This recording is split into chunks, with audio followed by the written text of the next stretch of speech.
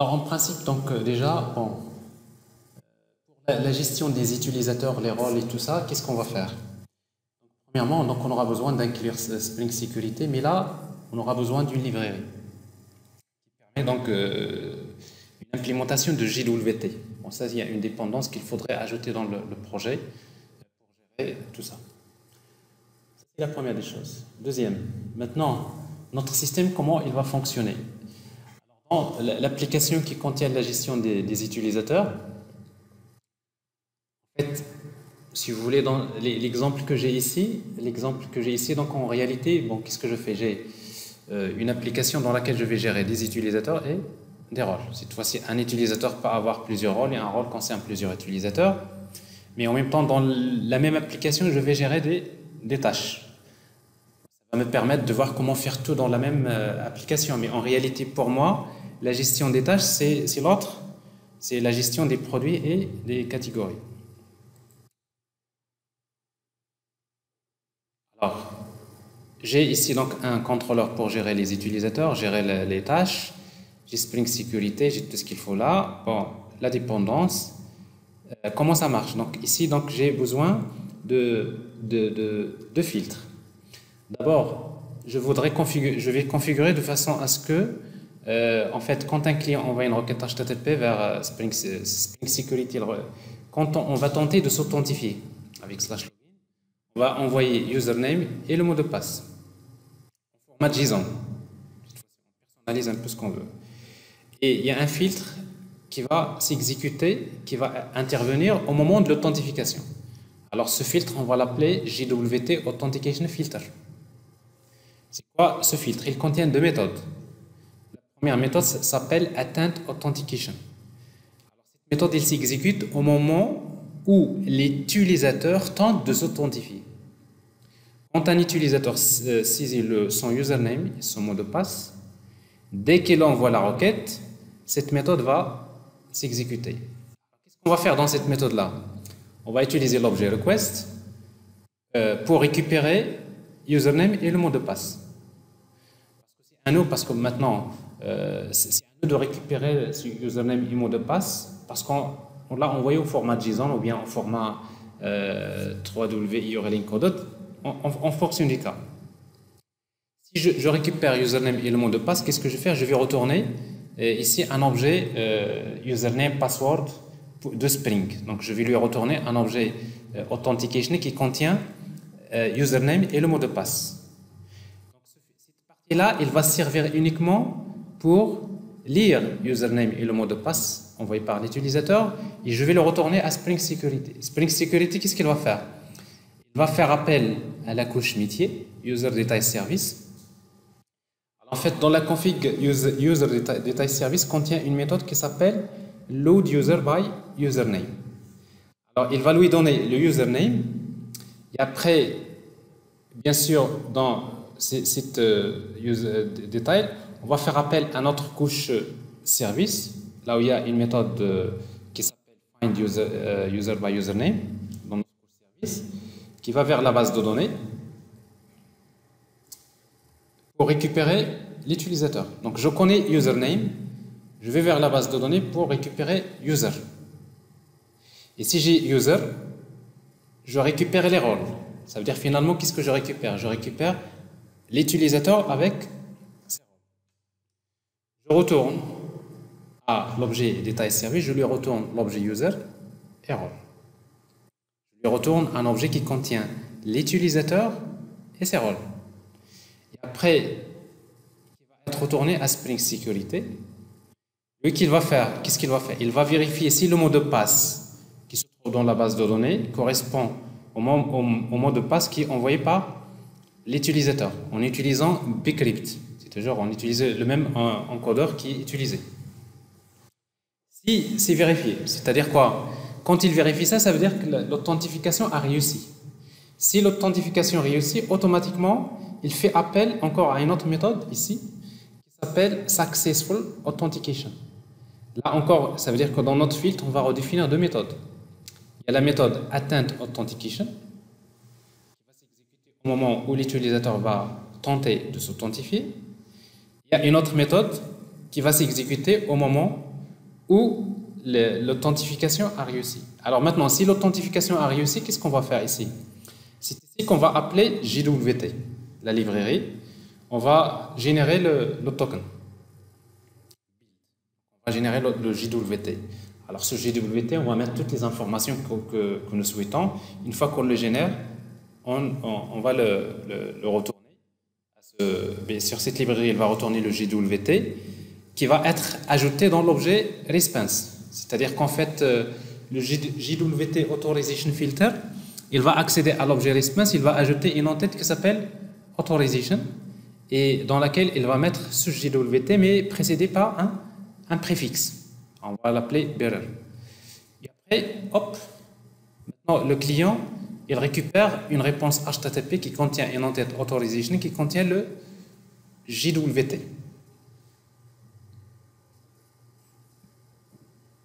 Ça, c'est ce qu'on va faire dans la configuration au moment de l'authentification. Comment générer le token? Maintenant, une fois que le token est généré, vient encore un autre, le filtre qu'on a créé tout à l'heure. Alors maintenant, il faut créer un autre filtre. Cette fois-ci, à chaque fois que j'envoie une requête pour demander quelque chose, j'envoie le token cette fois-ci. Et quand je vois le token, c'est le filtre JWT Authorization Filter qui va s'exécuter. Bon, il va appeler la méthode de filter internal que nous avons créé tout à l'heure. Qu'est-ce qu'on va faire ici? On va utiliser encore JWT. On récupère le JWT, on va le signer avec le même secret. Et après, si ça marche, à partir du JWT, je vais récupérer username et les rôles. Et après, je vais demander à Spring Security de définir cet utilisateur comme utilisateur qui est authentifié. Ça veut dire qu'il va mettre à jour le contexte, il va mettre son contexte de sécurité pour indiquer que cette requête-là, pour cette requête, l'utilisateur authentifié, c'est ça, voilà ce username, voilà ses rôles. Là, il le connaît. Et après, une fois qu'il le stocke, hop, c'est à ce moment-là qu'il fait appel à Dispatcher Servlet. Dispatcher Servlet va faire appel à l'API REST. Et là, dans l'API REST, on va par exemple, task ou bien /products, il va vérifier est-ce que ce rôle a le droit de faire ça. S'il a le rôle, hop, il fait appel à la couche DAO, on appelle la base de données, on récupère les données, on va les sérialiser en format JSON et après on va les envoyer vers le client. C'est clair? Alors ça c'est le fonctionnement.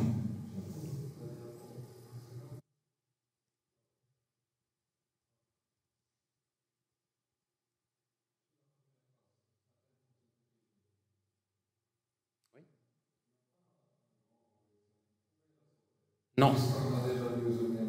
Mais tu n'as pas.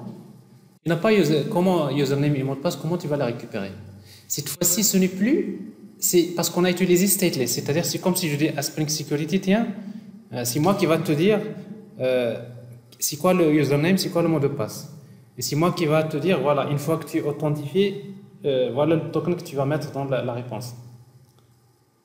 Tu vois? Parce qu'en fait, par défaut, Spring Security, quand vous activez HTTP form login, si vous activez http.form login, parce que cela je ne l'ai pas utilisé ici,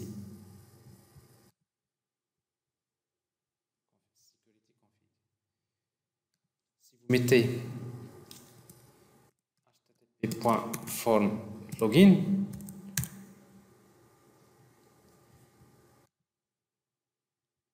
je ne mets pas ça.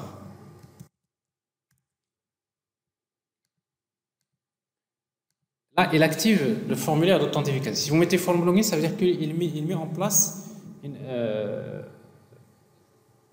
donc c'est lui qui te génère le formulaire. Et dans le formulaire, tu envoies le username et le mot de passe, c'est lui qui va récupérer le username et le mot de passe. Tout ça, il le sait. C'est ce que je vais voir ici, donc catégorie. Oui. Alors ici, donc il y a slash login. Mais ça n'a pas marché, pourquoi? Parce que on a encore le filtre. On a ce filtre-là qui nous empêche de...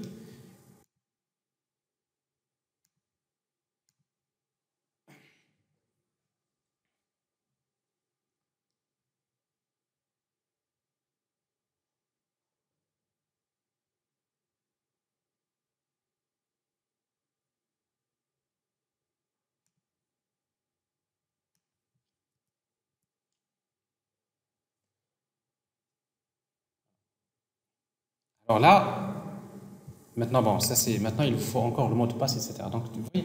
Donc ici, quand vous faites, en principe, quand vous désactivez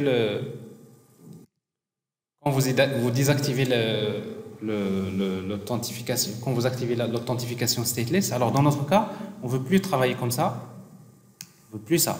Ça, on ne veut pas. On veut ça. On veut ça. Mais si vous lui dites ça, pour le moment, ça c'est pour les autorisations, mais maintenant au niveau de la config, c'est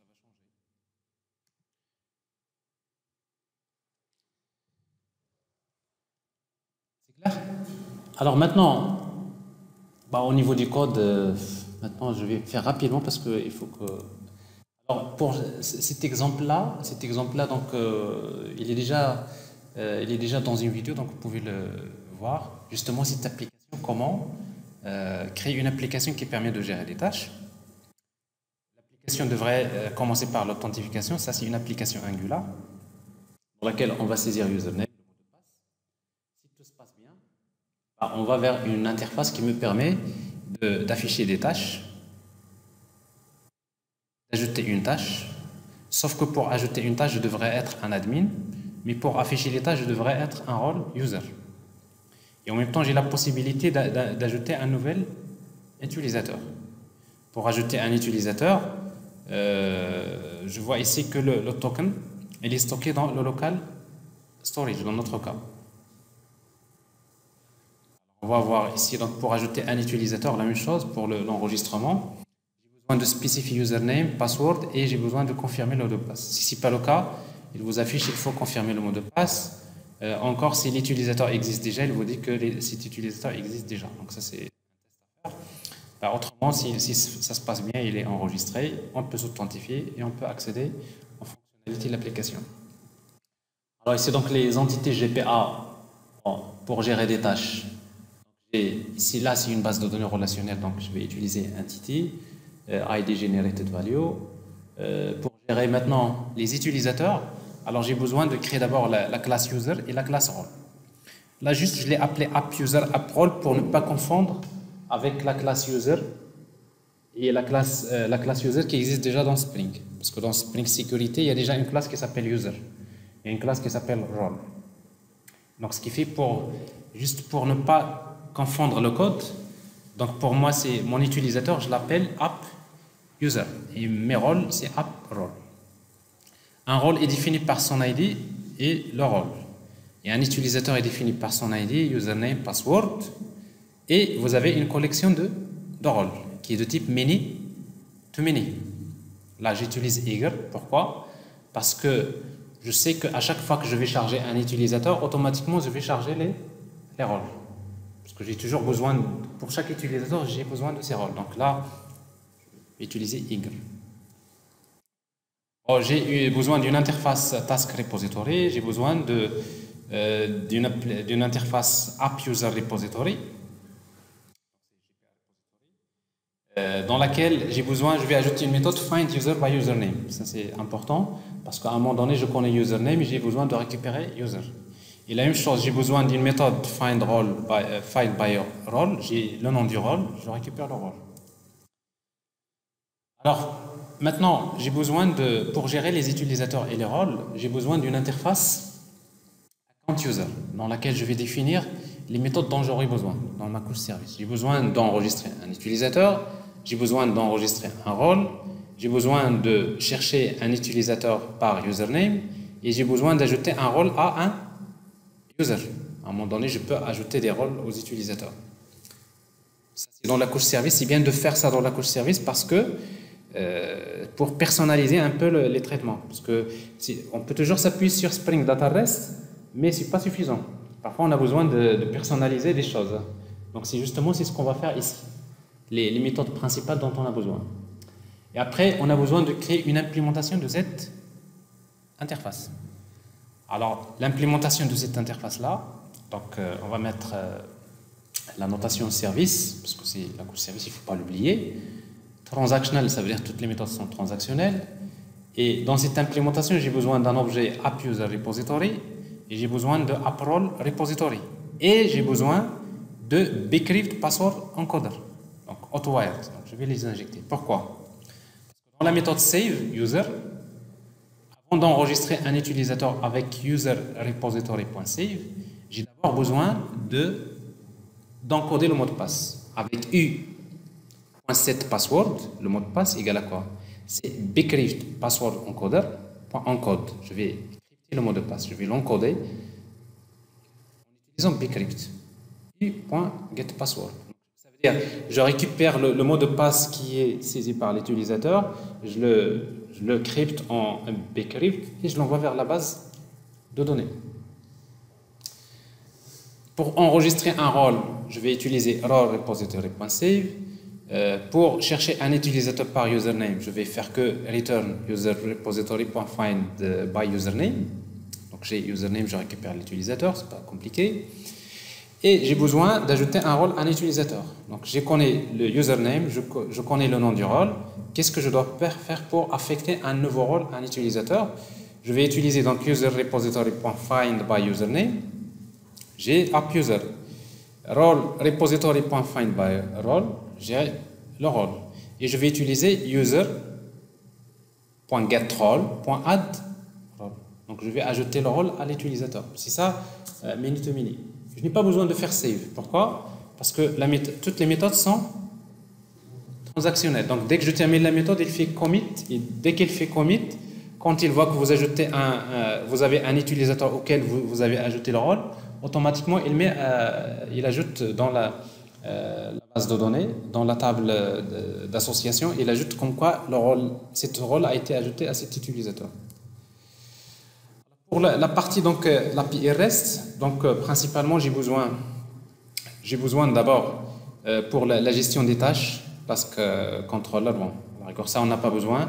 Les tasks, donc ça c'est pour retourner la liste des tâches, et ça c'est pour ajouter une tâche. À la rigueur, ça vous n'avez pas besoin si vous utilisez Spring Data REST, c'est-à-dire Repository REST Resource, vous avez déjà ça.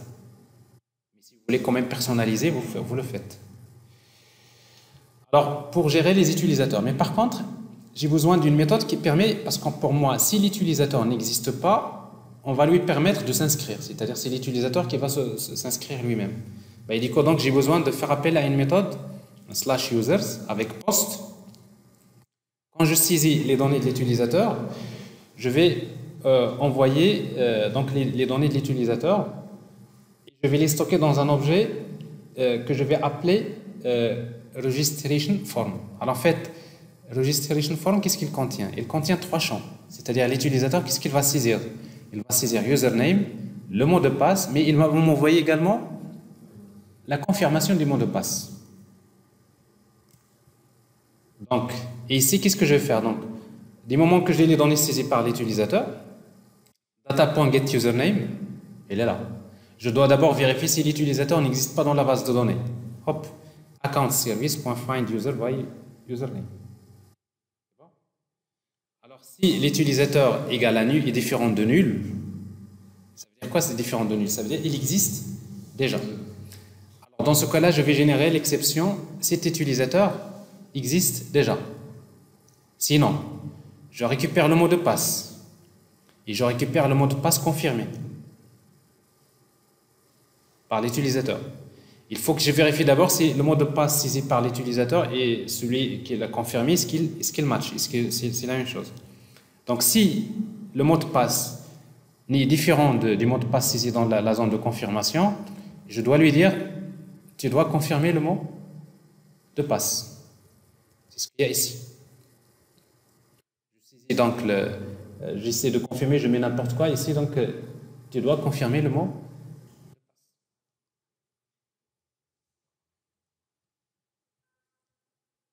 Sinon, maintenant c'est bon, j'ai AppUser égale new AppUser. Je vais utiliser u.set username, u.set password, donc je récupère le mot de passe.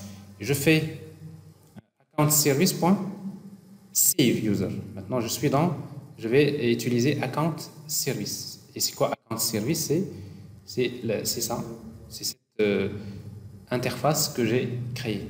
C'est-à-dire c'est cette implémentation qui va être utilisée. Donc automatiquement on va appeler la méthode save user. Et save user, il va encoder encore le mot de passe, etc. En réalité, pour faire mieux, tout le code qu'on a mis ici,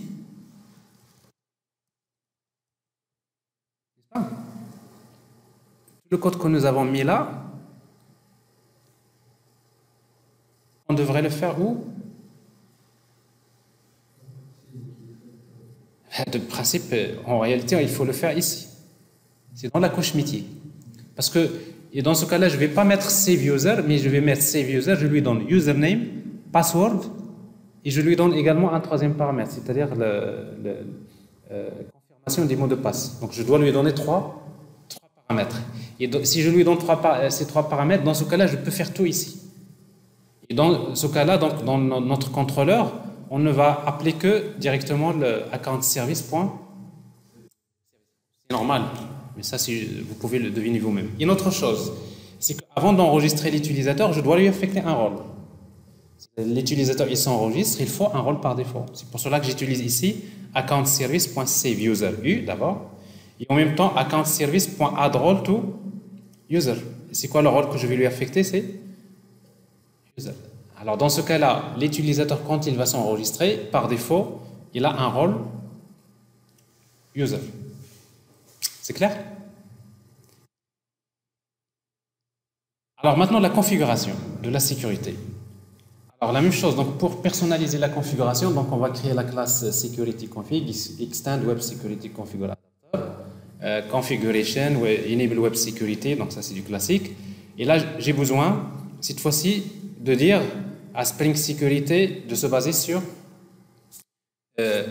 l'interface user detail service pour gérer l'authentification. Parce que je ne vais plus utiliser in-memory authentication et je ne vais pas encore utiliser JDBC authentication. Je vais utiliser cette config. Donc j'ai besoin de redéfinir la méthode configure et dans laquelle je vais utiliser authentication.userDetailService. C'est-à-dire quoi? Je lui dis pour authentifier un utilisateur, tu vas te baser sur cette interface-là. Et cette interface userDetailService, c'est une interface qui est fournie par Spring Security. Et moi, j'ai besoin de créer une implémentation de cette interface. Elle est là. Regardez, userDetailService implémentation. D'ailleurs, il ne faut pas oublier service. Il devrait implémenter cette interface. Alors, cette interface définit une seule méthode. C'est quoi cette méthode? Ça s'appelle loadUser by username. Alors, si tu veux, Spring Security, qu'est-ce qu'il fait? Dès que l'utilisateur va saisir son username et son mot de passe, il est envoyé. Qu'est-ce qu'il fait Spring Security? Il va appeler cette interface-là, il va appeler cette interface, cette implémentation. Donc, il va appeler loadUser by username. Qu'est-ce qu'il va lui donner? Username. Et maintenant, c'est à moi de dire où est-ce que je vais chercher l'utilisateur. Donc, je vais utiliser donc account service, donc ça c'est ma couche métier. Pour appeler la méthode find user by username, j'ai appUser. If u égale à nul, si l'utilisateur n'existe pas, hop, je génère une exception user not found exception. C'est dans Spring Security. Et je lui donne par exemple username, mais ça c'est pas bien. Il n'y a pas besoin de lui dire.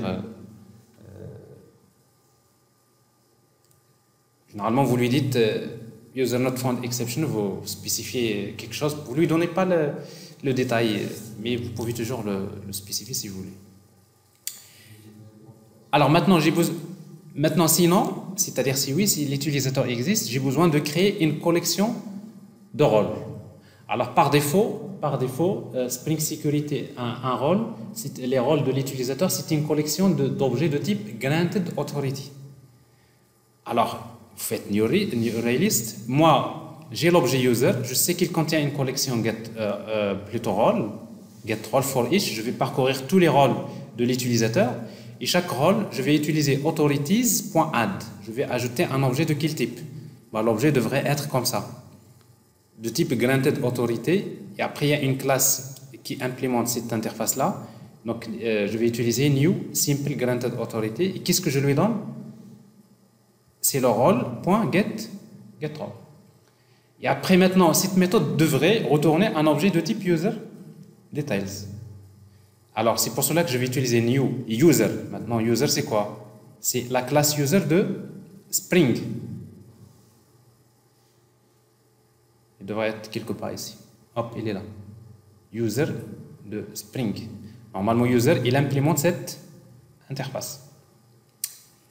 Alors, new user, et qu'est-ce que je vais lui donner? Je vais dire à Spring, tiens, tout est bon, l'utilisateur, j'ai bien vérifié qu'il existe dans la base de données, j'ai ses rôles, voilà l'utilisateur qui est authentifié, new user, u.get username, u.get password, et après, authorities. Alors ça, c'est quelque chose, donc ça, c'est pour personnaliser l'authentification. Alors maintenant, pourquoi on fait ça? Parce que c'est moi qui contrôle maintenant. Je sais, parce qu'il se peut que les utilisateurs se trouvent à distance, dans un autre service. Il se peut que les utilisateurs se trouvent dans un annuaire LDAP. Il se peut que les utilisateurs... Donc ici, c'est à moi de dire, c'est à moi de savoir où est-ce que je vais chercher l'utilisateur. Donc Spring Sécurité, il définit une interface User Detail Service. C'est comme si tu lui dis, laisse-moi te montrer où est-ce que je vais chercher l'utilisateur qui est authentifié. À la place de In-Memory Authentication ou la JDBC Authentication, dans lequel Spring Security qui fait tout, mais cette fois c'est avec User Detail Service, c'est moi qui fais ce travail. Et après, quand je lui retourne donc l'objet User, quand je lui retourne l'objet User,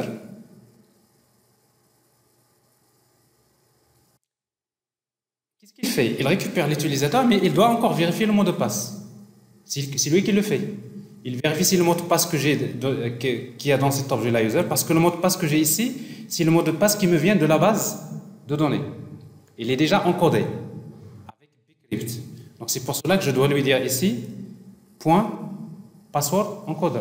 Je lui dis, une fois que tu récupères l'utilisateur que je te donne, vérifie avec bcrypt password encoder si cet utilisateur, si le mot de passe saisi par l'utilisateur correspond bien au même mot de passe. Il va utiliser encore bcrypt password encoder pour crypter le mot de passe saisi par l'utilisateur. Il le compare avec celui qui se trouve dans la base de données. Si ça match, hop, ça passe. Alors ça, c'est ce qu'on va mettre dans configure. Alors maintenant, dans la méthode configure HTTP, on va définir les règles. Alors maintenant, la config qu'on va faire, c'est ça. On va utiliser http.csrf disabled. On ne veut plus de CSRF parce que si vous faites ça, vous bloquez l'authentification stateless. C'est-à-dire que si je veux utiliser un CSRF token, je vais le faire par la suite de ma propre manière. C'est-à-dire, il y a une autre, parce que Spring Security il vous donne toutes les possibilités. C'est-à-dire, si vous voulez qu'il le fasse lui-même, il le fasse, mais si vous voulez le faire vous-même, il te donne des librairies que tu peux utiliser pour faire ça. Ensuite, je ne vais pas utiliser maintenant les sessions. C'est pour cela que je vais utiliser Session Management et je fais appel à la méthode Session Creation Policy et je vais utiliser Stateless. Ça veut dire que ce n'est pas la peine d'utiliser la session. Pourquoi? Parce que je vais me baser sur JWT. Et après, vous pouvez encore utiliser HTTP. Et parfois, pour ne pas utiliser HTTP, à chaque fois, vous utilisez AND. AND, c'est comme si encore vous utilisez HTTP.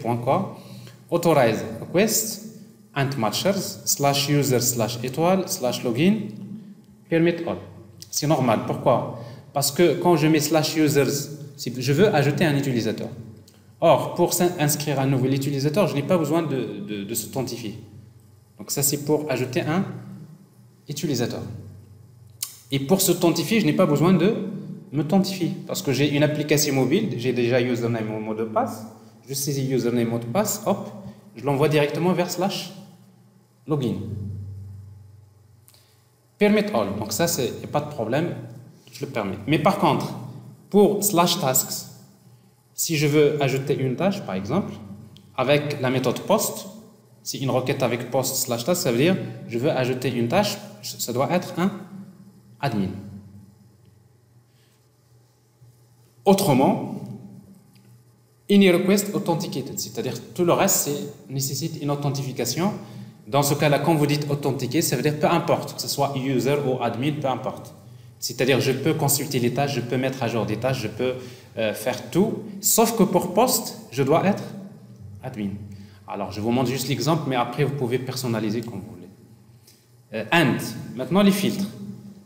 Alors là, on a besoin des deux filtres. Le premier, add filter, c'est JWT Authentication Filter. Et le deuxième, c'est JWT Authorization Filter. Alors pour JWT Authentication Filter, j'ai besoin de lui transmettre un objet Authentication Manager. En fait, il y a une méthode que j'hérite de Web Security Configure Adapter qui s'appelle Authentication Manager, qui permet de retourner l'objet Authentication Manager de Spring qui vous donne le contexte de sécurité de Spring. C'est à partir de cet objet-là que je peux accéder à tout ce qui concerne les utilisateurs, les rôles, tout ce qui concerne l'utilisateur authentifié. C'est le contexte d'authentification. D'ailleurs, on va voir ici pourquoi on a fait ça. Donc, add filter before. Donc, j'ai les deux filtres que je vous ai montrés ici. Hop, ça c'est le premier filtre. Ça c'est JWT Authentication Filter qui va intervenir uniquement au moment de l'authentification. Le deuxième filtre, il va intervenir à chaque fois, pour chaque requête, pour vérifier est-ce que la requête contient le JWT, est-ce qu'il est signé, etc. Le reste, c'est les deux filtres. Alors maintenant, pour les deux filtres, donc c'est là où on va trouver la partie JWT, j'ai besoin des constantes. D'abord, j'ai besoin de connaître le secret avec lequel je vais générer le token. Il faut le définir, soit vous le mettez dans Application Properties, ou bien vous créez une constante secrète, ça c'est le mot de passe, plutôt le secret. J'ai besoin de la date d'expiration du token, je vais l'initialiser par exemple 10 jours ici. Ça c'est en langue. C'est 10 fois 24 fois 3600, ça va vous donner ça. Donc c'est 10 jours. Le préfixe que je vais utiliser, c'est bearer, c'est à moi de le spécifier. Et après, le header que je vais utiliser pour stocker le JWT, ça s'appelle authorization. Alors si j'ai ça, alors maintenant, pour le premier filtre, JWT Authentication Filter. C'est un filtre qui va hériter de Username Password Authentication Filter. Il a besoin d'un objet de type Authentication Manager Builder. Vous avez un constructeur qui reçoit un objet de type Authentication Builder. C'est la raison pour laquelle ici, je vois, New JWT Authentication Filter, qu'est-ce que je lui transmets? Je lui transmets un objet de type Authentication Builder. Et là, je fais juste 10.Authentication Manager égale à ça. Ça, c'est au début. Pourquoi? Maintenant, j'ai besoin de redéfinir deux méthodes. La première, c'est Attend Authentication. Alors, je disais tout à l'heure que la méthode Attend Authentication, c'est une méthode qui s'exécute quand est-ce que? Quand l'utilisateur tente de s'authentifier. Quand il va saisir son username, son mot de passe, cette méthode elle est appelée par Spring Security. Qu'est-ce qu'il va lui transmettre? L'objet request, l'objet response. Moi, qu'est-ce que je vais faire? Je vais récupérer username et le mot de passe. Et là, tout dépend. Pour moi, je sais que username et le mot de passe vont être envoyés en format JSON. Ici, sont envoyés en format JSON, donc je vais utiliser de Jackson, je vais utiliser Object Mapper de Jackson, et je vais utiliser Read Value.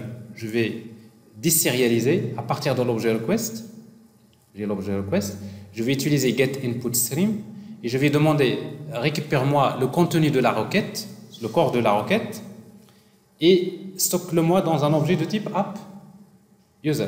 Et là, j'ai user. Donc, ça, c'est... Mais sinon, si username et le mot de passe sont envoyés en format 3W form URL encoded, là, qu'est-ce que vous allez faire? Vous allez utiliser request.getParameter username, request.getParameter password. Tout dépend maintenant. Ça, c'est une confidence, parce que parfois, l'utilisateur, lui, il va t'envoyer des données qui sont cryptées. Le mot de passe, il te l'envoie, dans la requête, il t'envoie dans le corps le mot de passe mélangé avec username et avec quelque chose, une cuisine interne. Donc ici, je devrais connaître cette cuisine interne pour que, une fois que je récupère, je sais ce que je récupère. Donc c'est pour cela j'ai ici la main pour faire ce que je veux. Donc, je récupère. Ici, j'ai l'utilisateur. Maintenant, j'ai user. Maintenant, qu'est-ce que je dois retourner à Spring Security? Je dois lui retourner ça. Authentication Manager.authenticate. Donc, Authentication Manager, c'est cet objet-là. Il contient une méthode authenticate. Je demande à Spring Security, authentifie-moi un utilisateur. C'est quoi l'objet user? New username password authentication token. Et il a besoin de quoi? Il a besoin de username et mot de passe. En réalité, tout ça, ça sert à quoi? Ça sert juste à aller vers la requête HTTP, récupérer username et le mot de passe, et je le donne à Spring Security. Une fois que je lui donne ça, par la suite, qu'est-ce qu'il va faire?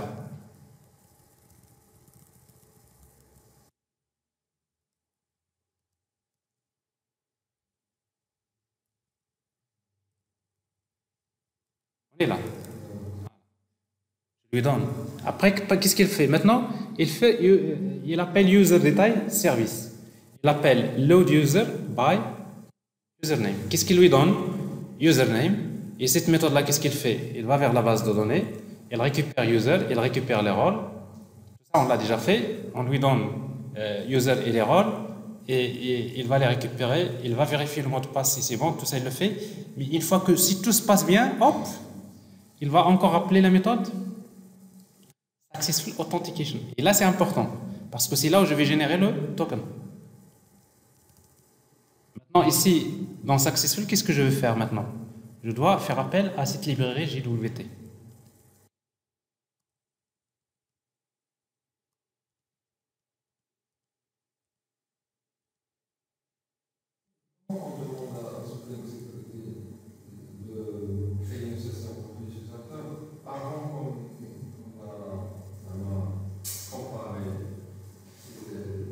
Non, il n'y a pas de session. Ici, il n'y a pas de session qui crée.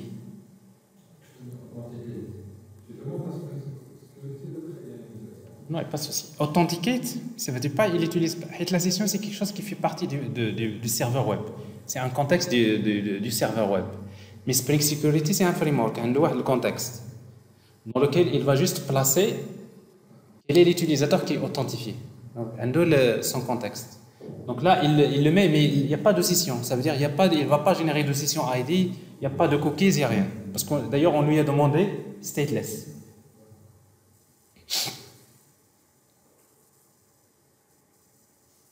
Maintenant, qu'est-ce qui reste? Il faut redéfinir la méthode Successful Authentication. Maintenant, Successful Authentication, ça veut dire que l'authentification a réussi. Bon, à nouveau, Successful Authentication, qu'est-ce qu'on va faire? Bah, il me transmet déjà un objet, un paramètre qui s'appelle Authentication Result. Authentication Result, Spring Security il me donne avec Authentication Result Get Principal. Ça me permet de retourner directement user, l'utilisateur de Spring Security qui est authentifié. Donc automatiquement, il accède au contexte, il me donne l'utilisateur qui est authentifié. Après maintenant, j'ai besoin de générer le JWT. Donc je vais créer JWT token. Ça c'est le token que je vais générer. J'appelle la classe JWTS.builder. Et après, je vais définir maintenant les claims, les revendications. Subject. Subject. Pour moi, c'est Spring User Get Username. Pour moi, le claim Subject Username. La date d'expiration, set expiration.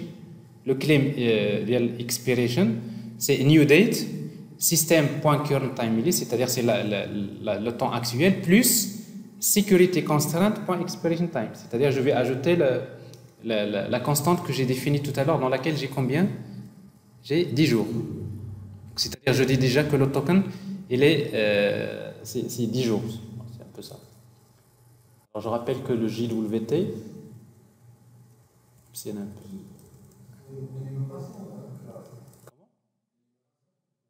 Non.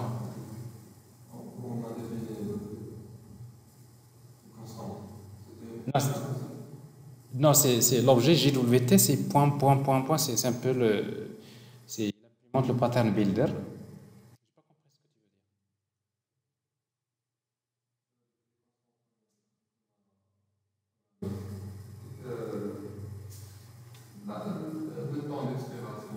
Ouais. C'est une classe. Non, non, c'est des méthodes. Là, attends. Je reviens. Je reviens et après tu m'expliques. Regarde, donc déjà le JWT, donc je vous rappelle que JWT, il se compose de quoi? De trois parties. Il y a le header, il y a le payload dans lequel il y a les revendications enregistrées soi-disant. Il y a subject, username. Pour ça, on l'a pas fait, on n'a pas, pour le moment, ça, on n'a pas fait. Expiration, ça c'est la date d'expiration. Et après, on peut ajouter encore des choses là. Ensuite, on va mettre le username, on va mettre également les rôles. Tout ça, on va le mettre dans le token.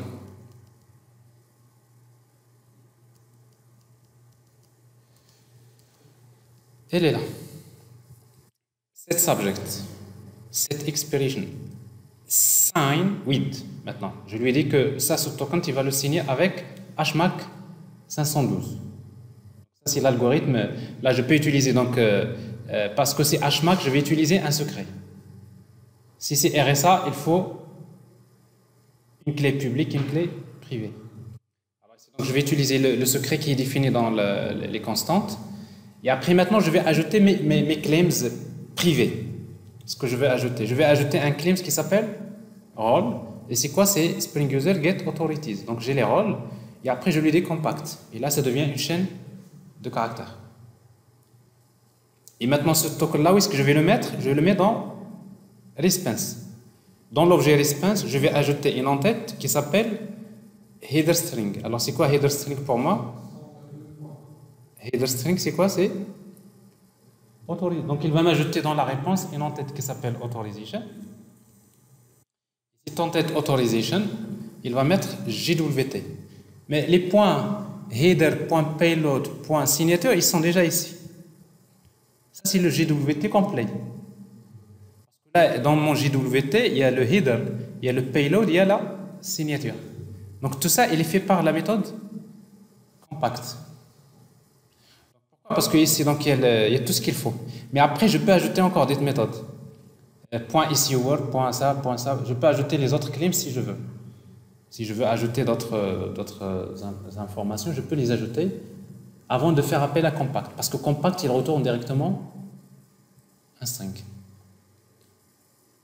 En fait, d'ailleurs, ce n'est pas la seule librairie qui permet de faire ça, JWTS. Il y a également une librairie JWT de Out0 qui permet également de faire la même chose. Il est encore plus développé, qu'on peut utiliser à la place de cette librairie pour générer le token. Généralement, pour JWT, il y a beaucoup de possibilités. Il y a ici, surtout, il ne faut pas oublier, il y a Spring Constraint.token préfixe plus JWT. C'est quoi préfixe? Pour moi, préfixe, c'est quoi? C'est bearer, espace. Ça veut dire que j'envoie dans l'entête authorization, bearer, espace, et après le token.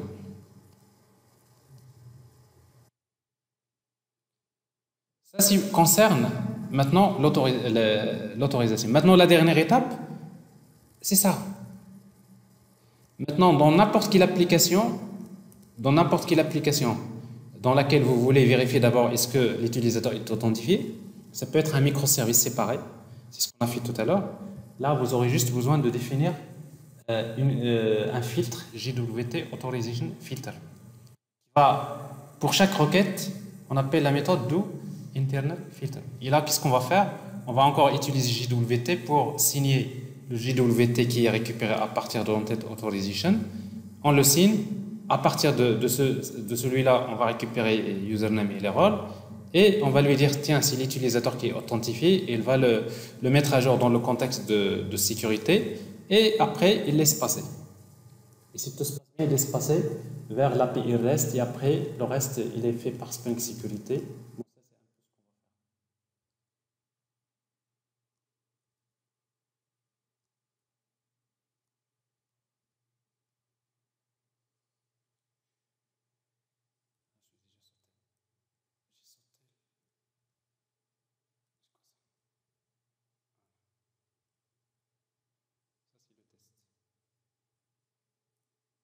Voilà. Le filtre, il est là. Donc, vous voyez, donc, JWT Authorization Filter, c'est un filtre qui hérite de once per request filter. Pour chaque requête, la méthode de filter interne va s'exécuter en premier lieu. En premier lieu parce que j'ai utilisé dans la config add before.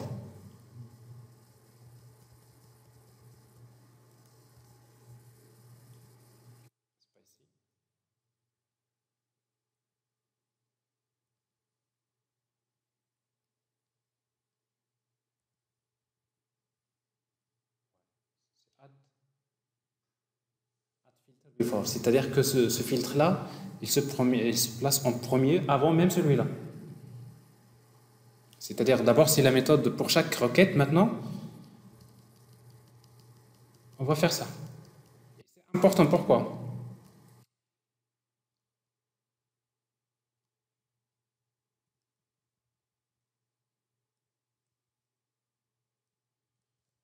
Voilà.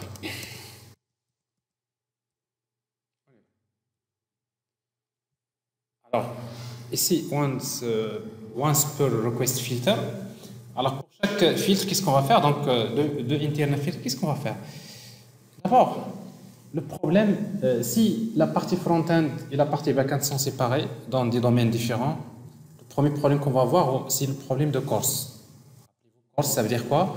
C'est que quand il y a à chaque fois qu'il y a une requête, vous récupérez une page d'un domaine X, vous voulez faire appel à vous envoyer une requête, mais il va vous dire que il faut demander l'autorisation avec /options.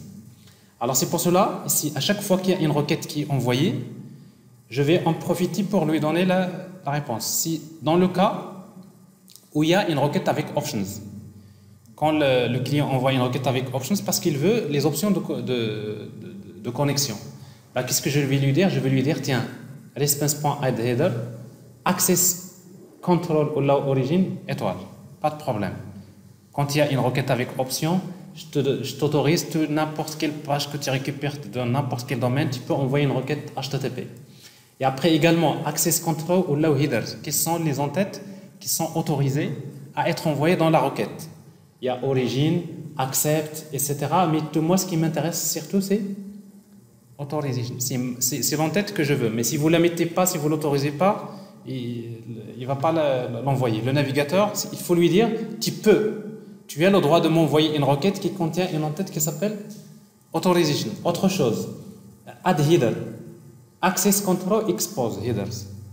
Ça veut dire maintenant, moi, en tant que serveur, si je t'envoie une entête dans la réponse, s'il y a une entête authorization, tu as le droit de lire, tu peux autoriser l'application à lire le contenu de cette entête. Donc c'est pour cela que ici je spécifie les entêtes qui sont exposées. Et après, il faut, surtout quand il s'agit d'une requête avec option, avec la méthode option, ce n'est pas la peine d'aller vers la suite de Spring Security parce qu'il faut dire ça y est. Parce que quand on envoie une requête avec option, on attend quoi? On attend juste ça. C'est bon? Donc je lui dis response.setStatus, OK. Ça veut dire que ça y est, j'envoie la réponse avec status code égale 200. Donc je n'ai pas besoin de faire le reste. Sinon, else, ça veut dire que c'est une requête avec get ou la post ou là, etc. Alors là, je dois vérifier d'abord request.getHeader. Je vais accéder d'abord à request pour voir est-ce qu'il y a l'entête authorization. Je sais que authorization, l'entête se trouve dans la constante header string. Alors si dans l'objet request il y a cette entête header, plutôt authorization, je la récupère. Si JWT token est égal à nul, ou bien si JWT token ne commence pas. Ne commence pas par quoi? Par le préfixe. Alors s'il est égal à nul, je n'accepte pas. Je mets chain.deFilter request response return. C'est-à-dire que je bascule, c'est-à-dire je donne à Spring Security, je lui donne rien sur le contexte de l'utilisateur, donc automatiquement il va rejeter la réponse. C'est bon? Ou bien, même s'il y a le JWT, alors qu'il ne commence pas par le préfixe que je connais moi. S'il y a quelqu'un qui tente de m'envoyer même le JWT, il est correct, mais il ne commence pas par le préfixe que je lui exige, je le tiens. Et après maintenant le JWT, je vais récupérer les claims, les informations. claims, c'est jwts.parser. Point. D'abord, je dois le signer avec le secret, le même secret. Donc, sign in key, security constraint.secret. Donc, le même secret, je vais signer le JWT. Normalement, si le JWT n'est pas correct, il génère une exception. Ça y est, c'est terminé. Si ça marche, je vais lui dire .parse claims JWS. On va le passer.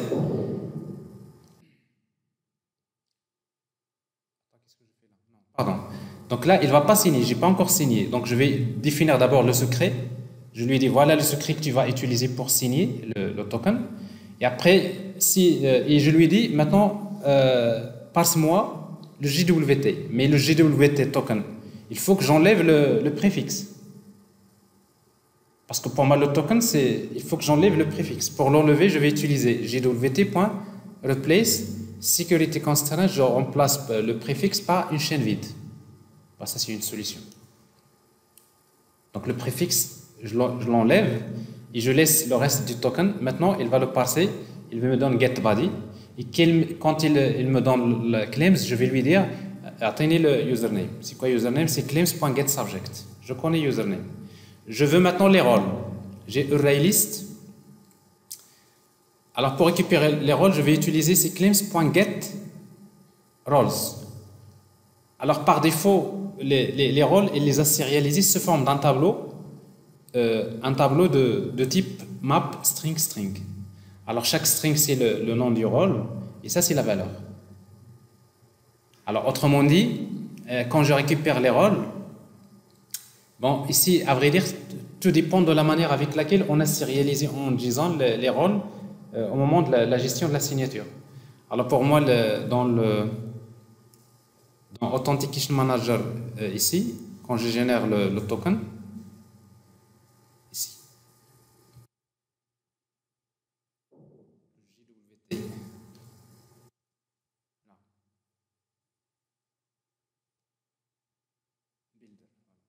subject, etc. Et les rôles, qu'est-ce que je mets? Je vais springuser.getAuthorities. Or, getAuthorities, c'est un truc de Spring. C'est une collection qui contient des objets de type simple, de type authorities. Donc, pour lui, déjà, il le convertit en format map, c'est-à-dire en format clé-valeur. Pour chaque rôle, j'ai le nom du rôle, et la valeur, c'est la valeur du rôle. Bon, ça, c'est un petit... D'ailleurs, si on regarde un peu le token ici, voilà, il est là, regarde. Le token généré, si je regarde les rôles, qu'est-ce que je trouve? C'est un tableau. Chaque tableau, il contient un objet. Chaque élément, il contient authority. Et ça, c'est le rôle. Autorité, rôle.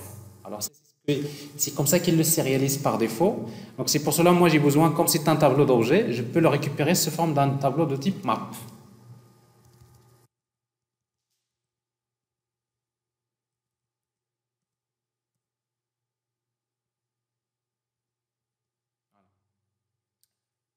Donc, je fais role.forEach pour chaque rôle, authorities.add, je vais ajouter quoi? New. Maintenant, je reprends les données, je les convertis en un objet de type simple granted authority. Je fais l'opération inverse. C'est r.getAuthority. Maintenant, j'ai défini une collection d'autorités. Et après, je vais dire maintenant à Spring Security, tiens, le token qui vient de m'être envoyé, il représente un utilisateur New User Password Authentication. Voilà son username. Le password, je ne le connais pas parce que de toute façon, je n'ai plus besoin. Parce que dans le token, il n'y a pas de mot de passe. Parce que moi, ce qui m'intéresse, c'est username et le rôle. Le mot de passe, tu n'as rien à faire avec parce que ça, c'est le token. Une fois que j'ai ça, je lui dis security context holder.getContext, le contexte de sécurité. Set authentication. Maintenant, je lui dis, tiens, maintenant le contexte, l'utilisateur qui authentifie, c'est cet objet-là, authentication token. Et après, je lui dis maintenant, next. Donc, il va passer au filtre suivant. Chaîne.deFilter, je lui donne l'objet request, l'objet response, et laisse passer. Et laisse passer, ça veut dire quoi? Ça veut dire qu'il va appeler maintenant dispatcher Il lui donne l'objet request response et après lui, c'est lui qui va appeler la requête. Et dans la requête, maintenant, Spring Security, il sait déjà l'utiliser. Comment? Ben, s'il y a un autre filtre, il passe le filtre. Parce que généralement, quand vous mettez ça veut dire, quand vous faites deux filtres, ça veut dire que tu passes au filtre suivant. Filtre, filtre, filtre, filtre, jusqu'à servlet.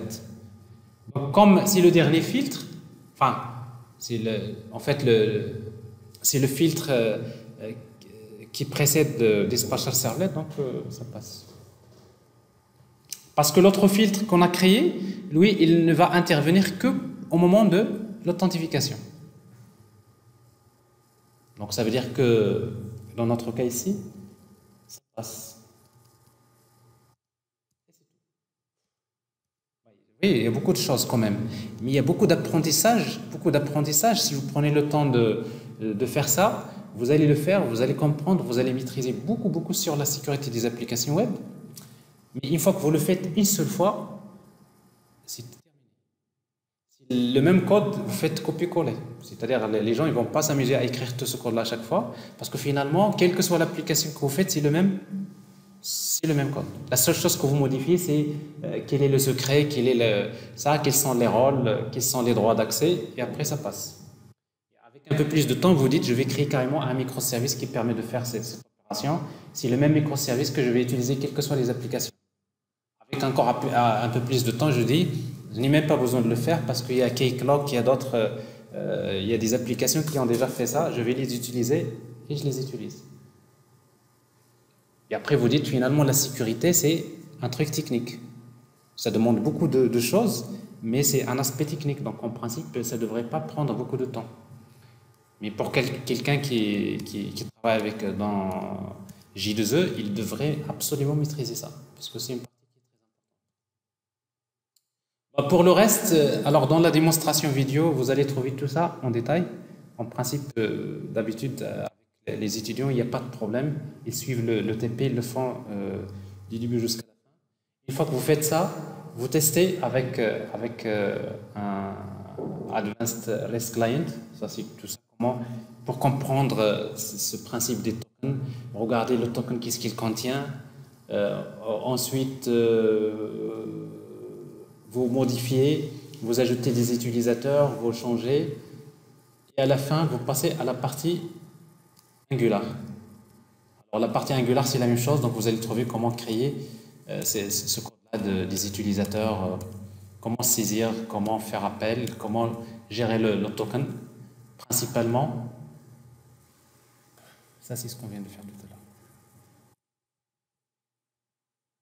Alors juste, vous allez remarquer que dans Angular, vous avez quelque chose comme ça encore. Vous avez une librairie dans laquelle vous utilisez, le plus important, la partie Angular, c'est dans le login.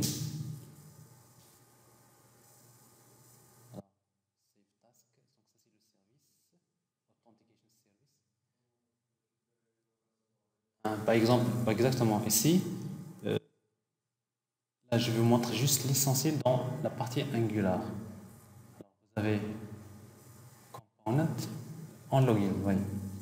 En login, j'appelle authentication service.login. Je lui envoie les données et j'attends la réponse. Mais head authentication.login, la particularité, login, elle est où? Elle est là, la première.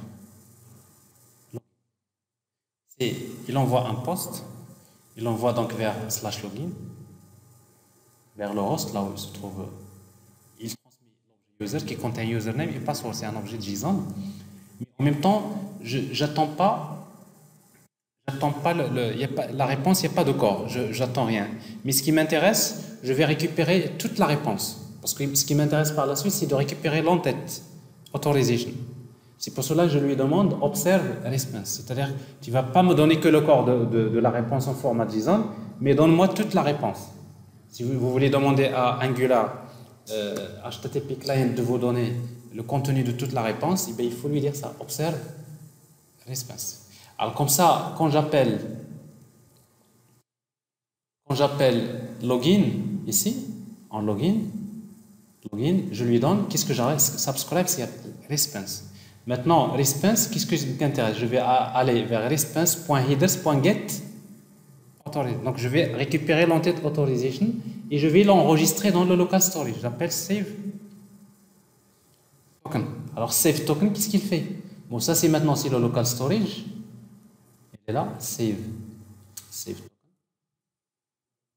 Alors, je fais local storage.setItem, je vais créer un item qui s'appelle token, je l'enregistre.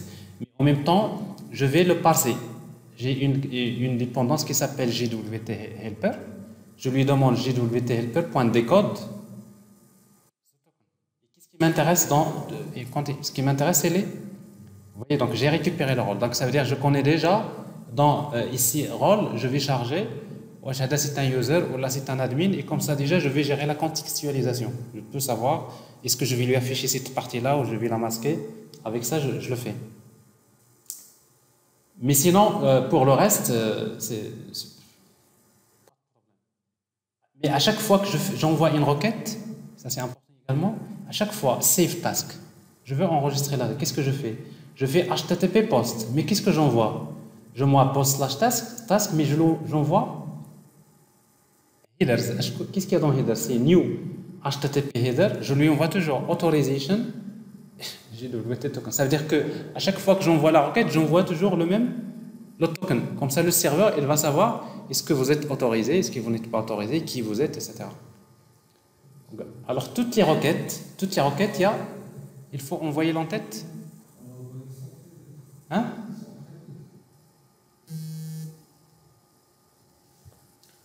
Si. Pourquoi? Parce que ici, donc, 10.gwt token, moi, en fait, dans le token, j'ai enregistré tout avec le préfixe. Normalement, tu vois, donc si tu regardes dans mon local storage, c'est ici.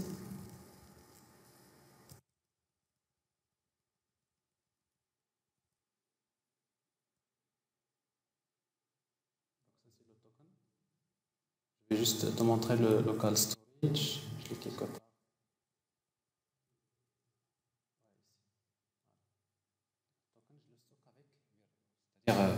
Je l'envoie, mais ici, donc, en réalité, je stocke que le token, le bearer, je le garde. C'est l'application qui devrait l'ajouter à chaque fois.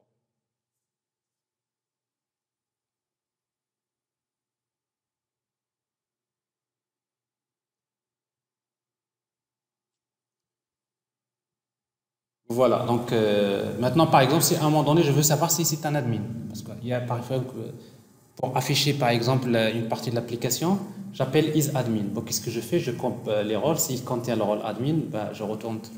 Donc, maintenant, dans mon application, à chaque fois, il y a quelque chose qui est réservé pour l'admin. Je vais l'afficher uniquement si c'est un admin. Alors, en tout cas, c'est un exemple très, très important. Alors, c'est comme ça que vous allez travailler dans les applications web avec Angular. C'est comme ça que vous allez travailler les applications mobiles. La partie authentification, vous n'allez pas utiliser les sessions. C'est pas possible. C'est toujours comme ça. Vous gérez la session d'une manière stateless. Et après, bien combine le serveur, c'est un token qui fait ce travail-là. Bon, malheureusement, tout ça, ça demande encore un peu plus de temps. La prochaine fois, donc, on va encore travailler les détails. On a fait, en tout cas, on aura l'occasion de terminer. Mais c'est ce que je vous demande d'ailleurs. Vous avez le mix entre les deux exemples d'application et le reste, vous le complétez. Donc, c'est le travail que je vous demande de faire. Et la prochaine fois, on va le corriger, on va passer à la suite. D'abord, qu'est-ce que vous allez faire? Le travail que vous allez faire, c'est que vous avez un exemple d'application. Ça, je vais vous le donner. Il est déjà d'ailleurs publié sur la chaîne. Non, ça on l'a fait, on vient de le faire. On a créé un filtre qui n'est pas encore terminé. Maintenant, le code que vous allez mettre là, c'est juste un copier-coller de l'autre. Mais la partie gestion des utilisateurs, vous allez la séparer. C'est-à-dire, vous allez créer un microservice pour gérer les utilisateurs et les rôles. Et un microservice pour nous, c'est pour gérer les produits et les catégories. Et après, dans ce cas-là, pour nous, on a choisi d'utiliser MongoDB. Donc là, on aura quelque chose d'assez intéressant.